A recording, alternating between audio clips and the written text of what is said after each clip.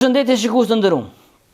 Siç e dini, para disa dite e kemi publiku një reportazh sa i përket xhamisë të madhe në komunën e Gjilanit. Një koment që ka më rënë sy tha, shko vizitoj xhaminë e Medresës ti, le xhaminë e madhe.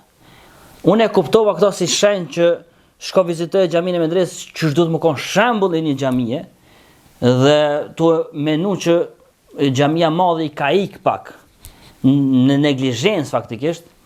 Edhe shkova e vizitova xhaminë e Medresës.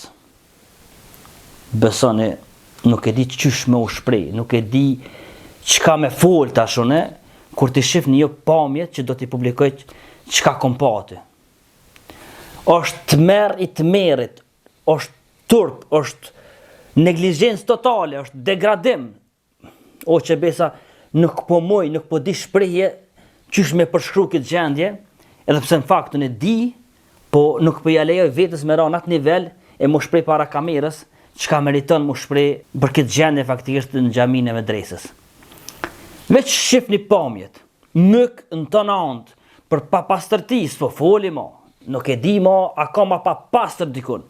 O që besa, besoni se edhe në për shtallat lopëve, ata ku kanë toalete, fermerat, nuk e kanë ma papastërt, jo ma papastër, e kanë shumë ma pastër se sa toaletet e xhamisë Medresës.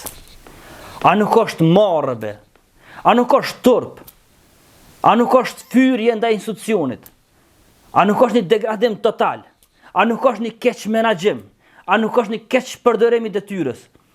Po çka meritoni me thonë më shumë? Nuk kam personal me asnjë, edhe prandaj s'po përmend emra. Se cili le ta din obligimin, detyrën dhe le të merr lavdatat për gjendjen që është, ose përgjegjësit për gjendjen që po e shifnin na për këtë pamje. Edhe paradoksi më i madh, dini çka është? Në këtë obor të xhamisë Medresës gjenden edhe dy institucione tjera që menaxhohen, kontrollohen, dirigjohen nga Bashkia Islame e Kosovës. Rreth 10 metrave gjendet Këshilli i Bashkisë Islame, zyret e Këshillit të Bashkisë Islame, prej ku merren vendimet për me u menaxhu, me u kontrollu xhamit në këtë qytet, dhe pak metra më larg është shkolla e mesme Medreseja Alaudin, një institucion shumë i respektuar. Bra, mrena këtij obori 3 institucione, xhamia, shkolla, Këshilli i Bashkisë Islame. Edhe para hunve, para syve, janë këto gjendje të merri që po i shohni në për video. More nuk e di që shpjazon frymën, nuk e di që shpomujnë me toleru një gjendje tillë këta njerëz. Sinqerisht e kam. Njëjtë, si te xhamia madhe, edhe te Këshilli i Bashkisë Islame, te xhamia Medresës, do me thonë, objekti ku është i vendosur Këshilli i Bashkisë Islame, poshtë ka lokale, cilat i ka dhonë me qira për biznese ndryshme. Ku po shkojnë be këto pare, hej, se s'u po shprejna. Ku janë më të shku këto pare? Pash Zoti m'ja bëni pyetje kështu sinqerisht. Meditoni pak. Çto rroga që i merrni, a i keni halal?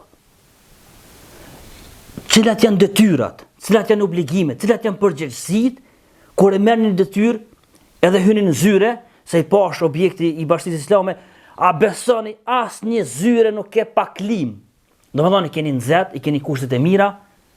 Ndoshta edhe çata s'po ju bjen me pa gjendjen në xhamisë Medresës, se po falni mrena në zyret juve, nuk e di. Ose avdes nuk shkoni me marr poshtë WC-t e te abdesanët e xhamisë Medresës. Se i keni bojlerat, i keni në zyret juve, okay? Në rregull jena, nuk kena kur gjë kundër kësaj. Edhe një fakt i madh dhe i vogël e din. Asnjë xhami në territorin e Republikës Kosovës nuk guxon me funksionu, nuk funksionon dhe nuk mundet me funksionu pa qenë në ambrellën e Këshillit të Bashkisë Islame. Pa qenë në kompetencat, në menaxhimin e Këshillit të Bashkisë Islame. A për këtë arsye ju i merrni xhamit në kontroll për me i lanë me degradu tani?